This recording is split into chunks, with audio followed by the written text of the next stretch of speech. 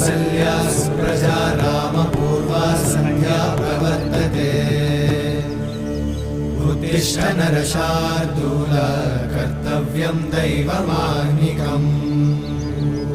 उत्तिष्ठोत्तिष्ठ गोविन्द उत्तिष्ठ गरुडध्वज।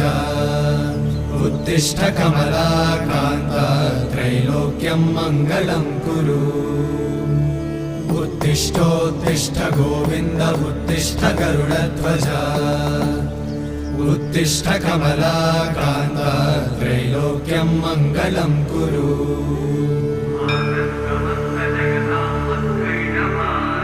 मातः समस्त जगतां मधुकैटभारे। वक्षो विहारिणि मनोहर दिव्यमूर्ते। श्रीस्वामि निश्रित जनप्रिय दानशीले। श्रीवेङ्कटेश दयिते तव सुप्रभातम्।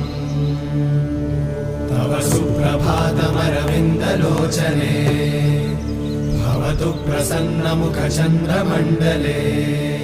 विधिशङ्करेन्द्रवनिताभिरर्चिते। वृषशैलनाथ दयिते दयानिधे। अत्यादि सप्त ऋषयः समुपास्य सन्ध्या।